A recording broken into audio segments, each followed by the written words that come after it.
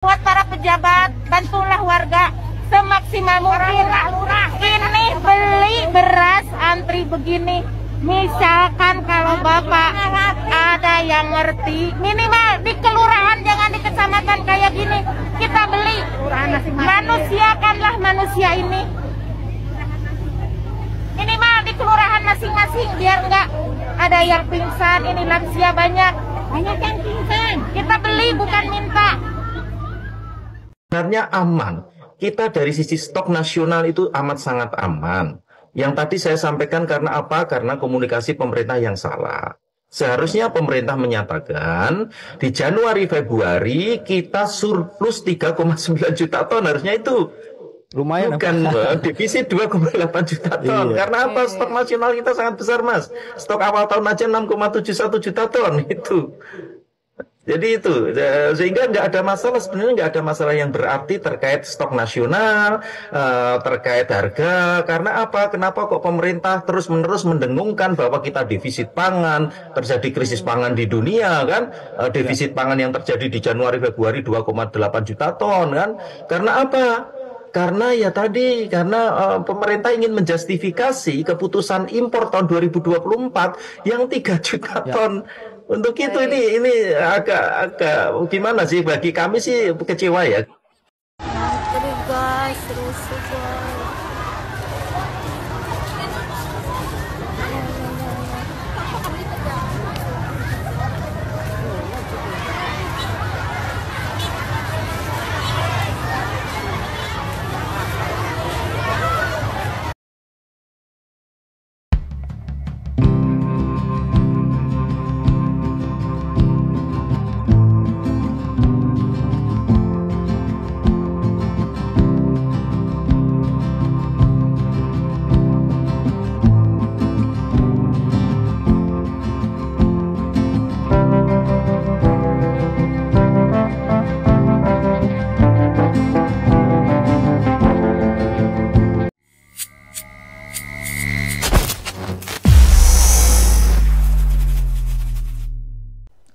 Bismillahirrahmanirrahim. Assalamualaikum warahmatullahi wabarakatuh. Semangat perubahan, salam kedaulatan rakyat.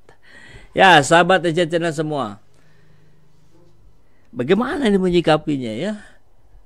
Pak Mendagri kita, Tito Karnavian, bicara, sudahlah beralih saja ke ubi, ke singkong, karena harga beras naik.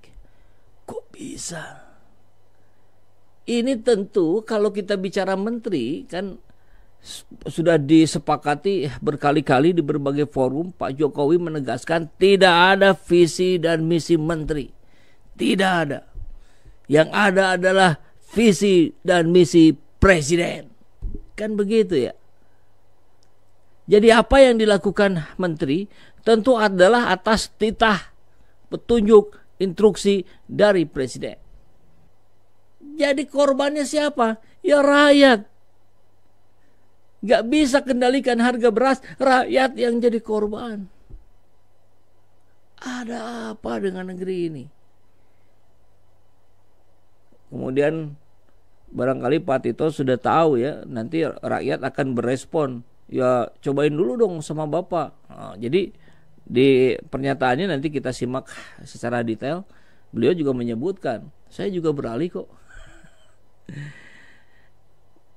Oh, anggaplah itu betul.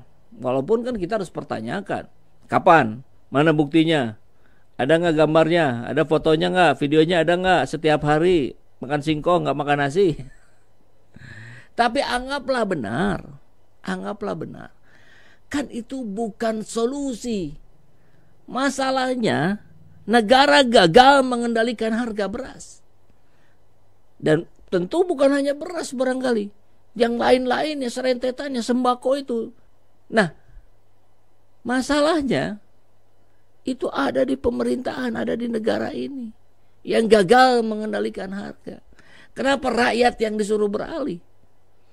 Urusan beras mengandung apa itu, sahabatku semua? Glukosa atau apalah gitu yang tidak sehat segala macam. Lah itu mah dari dulu juga begitu. Jangan minta beralih-beralih. Sebagian rakyat kita sudah nggak bisa beli nasi kok. Tapi kan beli lauk pauknya juga naik harganya. Gimana ini? Oke, langsung kita simak beritanya ya. Menyedihkan sekali nih kita dengan bikin malu aja kok bisanya pemerintah ya. Harga beras naik, Mendagri minta masyarakat beralih ke ubi hingga sukun. Kemudian harga BBM naik, silakan beralih menggunakan sepeda. Terus gimana industri otomotif? Terus gimana yang sekarang jualan beras? Rugi dong. Apakah kesalahan dia?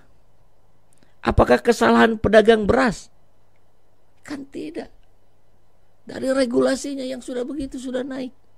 Gak bisa diapa-apain. Pedagang hanya terima supply kemudian dijual. Bahkan kadang harus ngambil dulu baru dijual.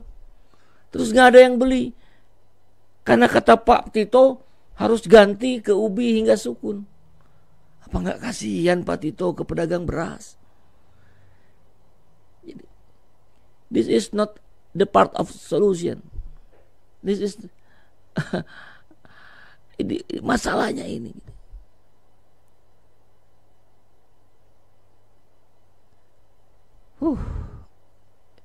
Bingung kita ya. Capek hati juga kita melihat yang begini-begini ya. Wah saya sih nggak ada masalah. Ya kali anda hartanya banyak kali, nggak masalah dengan kenaikan beras. Tapi kami dan rakyat jelata kebanyakan sangat terganggu dengan sedikit pun kenaikan. Kan gaji PNS juga dinaikkan. Kami bukan ASN. Kami cari duit sendiri. Waduh, ini udah mau maghrib, marah-marah. Jadi gak boleh lama-lama ini. Menteri Dalam Negeri Mendagri Tito Karnavian meminta masyarakat untuk tidak tergantung terhadap nasi untuk memenuhi asupan karbohidrat. Hal ini sebagai respon dari melonjaknya harga beras di pasaran. Kasihan sekali rakyat ya.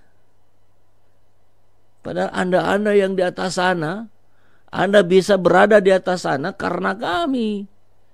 Karena kami memilih Anda. Ya, memilih presidennya. Makanya visi misinya presiden, bukan visi misi menteri.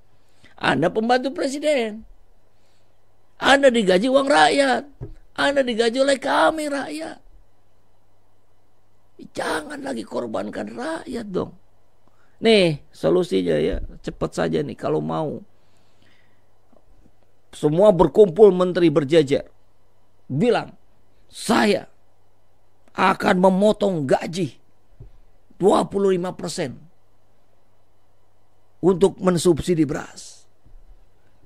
Ikutin sama pejabat eselon 1, 2, 3, 4 dan seterusnya. Berapa itu bisa didapat? Sita harta-harta koruptor, gunakan untuk subsidi beras.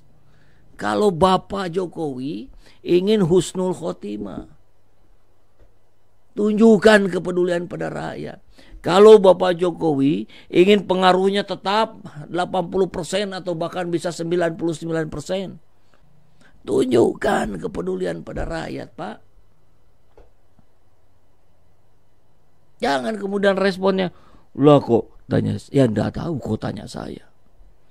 Kan Bapak yang punya visi misi dalam pengelolaan negara ini. Rakyat itu ingin ditunjukkan dengan kinerja pemerintah yang betul-betul mengedepankan isi hati rakyat, pikiran rakyat jelata. Kami tak butuh nasihat. Clear aja ya, terang-terangan aja. Kami tak butuh saran. Saranmu sudah kami lakukan jauh-jauh hari. Itu soalnya. Tak perlu lagi nasihat itu. Yang perlu adalah bapak-bapak ini tunjukkan kinerjanya. Kendalikan harganya. Dan bertanggung jawab. Bu ya minta maaf ke rakyat Indonesia, rakyatku semua, kami mohon maaf. Kami gagal mengendalikan harga bahan pangan, harga sembako. Kami akan terus berupaya. Kan enak kalau begitu. Bukan sudah gagal kendalikan harga, malah berlagak ngasih nasihat segala macam. Rusak kalau begitu.